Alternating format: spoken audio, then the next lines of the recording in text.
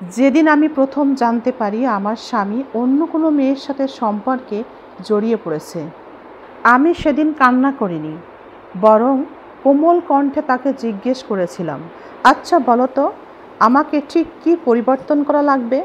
আমার দিক থেকে ঠিক কী পরিবর্তন করলে তুমি অন্য মেয়ের জীবন থেকে সরে আসবে? আমি নিশ্চিত আমি কোথাও একটা তোমার মনের মতো না।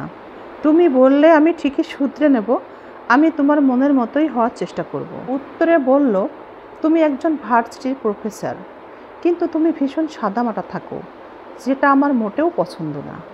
আমি শুনলাম স্বামীর সমস্যা, তারপর বেশ কিছুদিন চেষ্টা করলাম এবং নিজেকে পরিবর্তন করলাম। সাদামাটা খোলস ছেড়ে বেরিয়ে এলাম, রুচি বদলালাম, তার মতো করেই নিজেকে পরিবর্তন করলাম। নিজেকে যখন পরিপাটি করে তুললাম তখন দেখলাম স্বামী তাতেও সন্তুষ্ট না।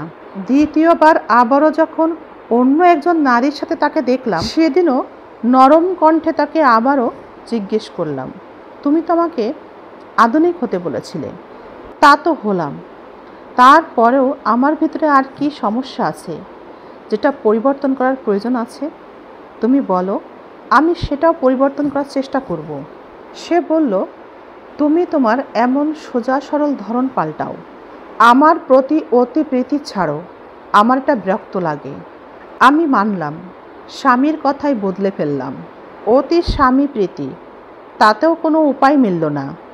অবশেষে আমার স্বামীর তৃতীয়বার একই সমস্যা আমার কাছে আবারও ধরা পড়ল, কিন্তু তাতেও আমি কোনো রাগ দেখালাম না।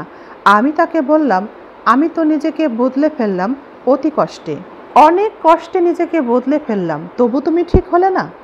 তখন সে রেগে গিয়ে বলল, আমার এই তুমিটাকেই পছন্দ না।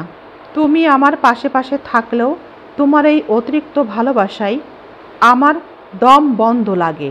একজন স্বামীকে এতবার কোনো মেয়ের সাথে দেখার পরও কোনো স্ত্রী সত্যিই কি শান্ত থাকে?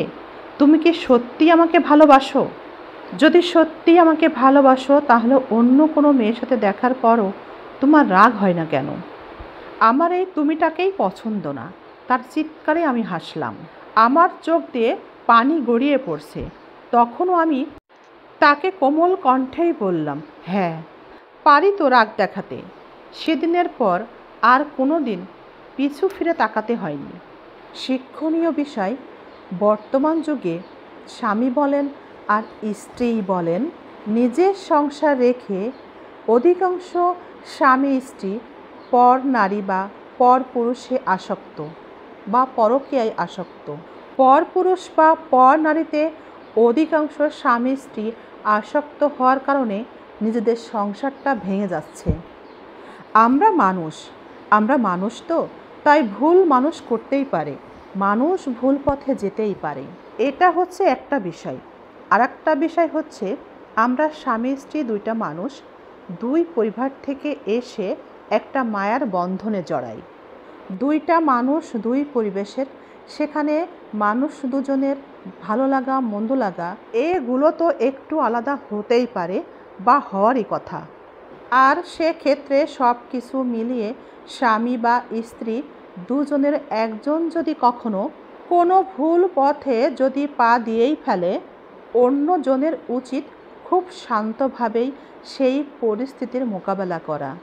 তাহলে হয়তোবা আমাদের সমাজের হাজার হাজার পরিবার বা স্বামী স্ত্রীর মধ্যে সম্পর্কের ভাঙন কমবে।